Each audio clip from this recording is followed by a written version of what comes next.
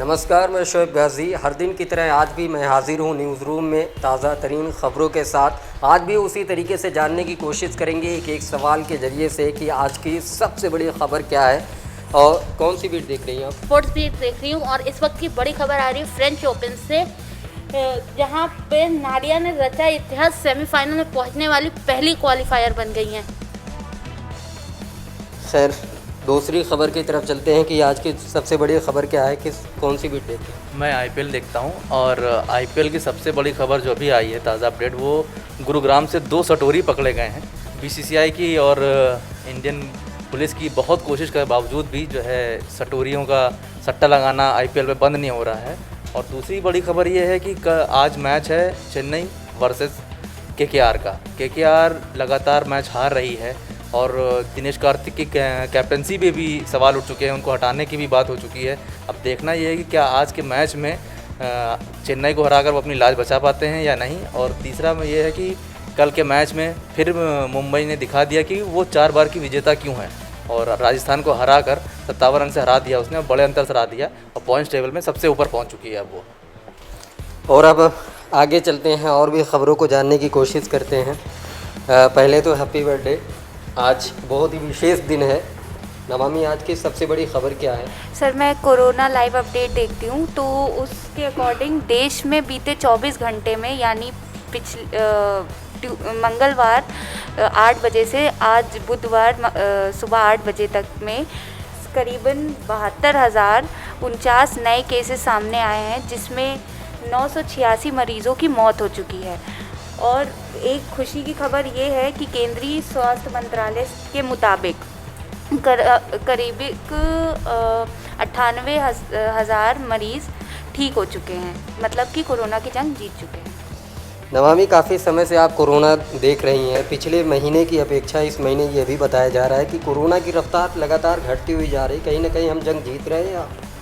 Sir, अभी ऐसा कह नहीं सकते कि हम कोरोना की जंग पूरी तरीके से जीत रहे हैं, लेकिन हाँ, एक राहत भरी खबर ये है कि हाँ, हमने वैक्सीन के लिए भी तैयारियां कर ली हैं और हम कोरोना की जंग जीत सकते हैं। और खैर, ये कोरोना को लेकर खबर थी। और भी हम जानकारी लेते हैं। कौन सी बीट देख रहे हैं?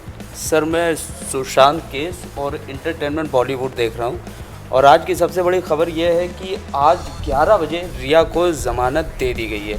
रिया के साथ साथ सैमुअल और दीपेश को भी ज़मानत दे दी गई है। सुशांत सिंह मर्डर केस में रिया काफ़ी दिनों से जेल में थी, काफ़ी पूछताछ हुई, लेकिन उनके भाई, रिया के भाई शोविक को और अब्दुल बासित को ज़मानत नहीं दी गई है।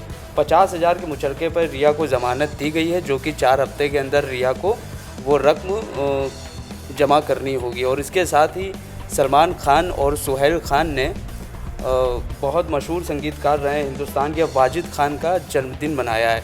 वाजिद खान जो कि कोरोना से संक्रमित हो गए थे और उनकी जान चली गई थी, लेकिन वो सलमान खान के काफ़ी मूवीज़ में उन्होंने गाने बनाए हैं और सॉन्ग दिया है। सलमान खान के बहुत अच्छे दोस्त रहे हैं और इसके साथ ही फेमस हरियाणवी डांसर सपना चौधरी माँ बन गई है।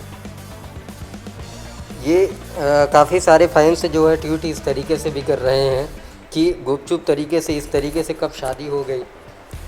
जी, ये बात तो सही है, गुपचुप तरीके से कैसे शादी हो गई, लेकिन सर ये पर्सनल चीज़ें हैं। लेकिन खुशी इस बात की है कि सपना चौधरी माँ बन गई है, तो उसके तरफ हमें ज़्यादा महत्व देना चाहिए और उनकी खुशी में हमें भी शामिल होना चाहिए। बिल्कुल बिल्कुल, उनकी खुशी में हमें भी शामिल होना चाहिए। जिस तरीके से ट्रोल किया जा रहा था सपना चौधरी को लेकर, क्योंकि 6-7 महीने के अंतराल में जिस तरीके से कोरोना का संक्रमण तेज़ी से बढ़ रहा था और कोई स्टेज उनके द्वारा नहीं किया गया था, ऐसे में 4 से 5 साल का रिलेशनशिप था। उसके बाद जो है इसी में शादी हो गई। शादी होने के बाद एक बेटा भी पैदा हुआ, जिसकी खुशी जो है अब जाहिर हुई। प्रशंसक जो थे उनमें एक अलग तरीके से हलचल मच गई। खैर, उनके पति जो हैं उन्होंने इस बात को स्पष्ट किया कि ये हमारी पर्सनल लाइफ है, इसमें बहुत ज़्यादा कमेंट ना किया जाए। खैर, और भी आगे खबरों की जानकारी लेते हैं। कौन सी खबर है आज की? हम इंटरनेशनल न्यूज़ देख रहे हैं, जिसमें आज की जो खबर है वो WHO से जुड़ी हुई है। तो WHO यानी जो विश्व स्वास्थ्य संगठन है, उसके प्रमुख टेड्रोस घेब्रियस ने कोरोना महामारी पे एक बड़ी राहत की या बड़ी अच्छी खबर दी है। उन्होंने बताया है कि इस साल के अंत तक कोविड की जो वैक्सीन है वो आ जाएगी।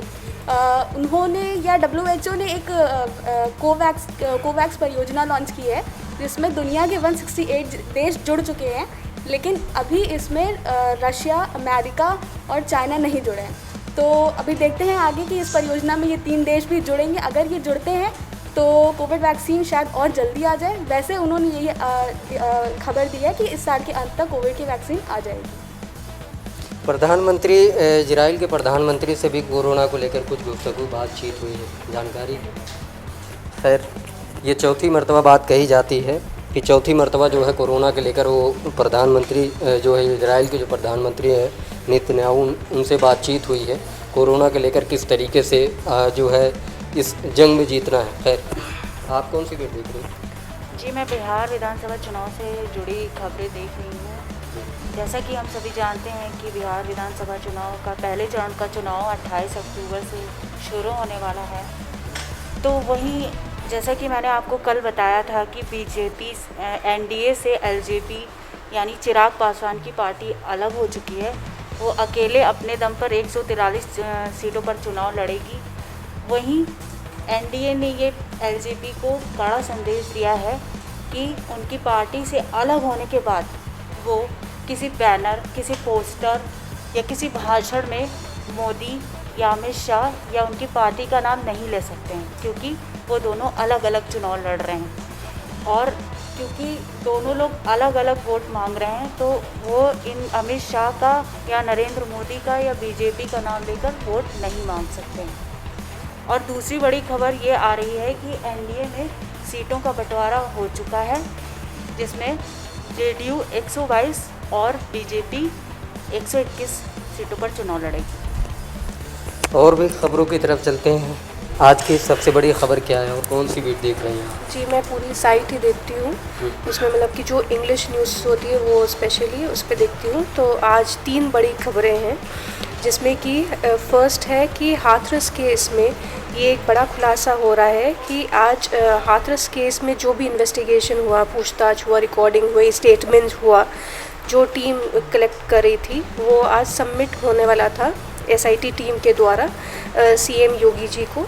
लेकिन CM योगी जी ने और ऑफिशियल्स ने खुद ही जानकारी दी है कि ये रिपोर्ट अब 10 दिन बाद वहाँ सबमिट होगा इस प्रदेश में।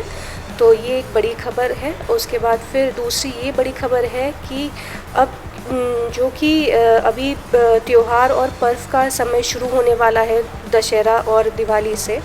तो कोरोना वायरस के टाइम में ये अभी पता चल रहा है कि केंद्र सरकार ने एक गाइडलाइंस शेयर किया है सबसे कि इस बार कोई भी मूर्ति की छूना या पूजा पाठ या जो भी है वो सब ज़्यादा नहीं हो सकता है। सोशल डिस्टेंसिंग का पालन होगा, मास्क लगाना और सैनिटाइजेशन का ज़्यादा पालन होगा, जो जिसमें कि लोगों के इकट्ठा होने की संभावना कम हो जाएगी।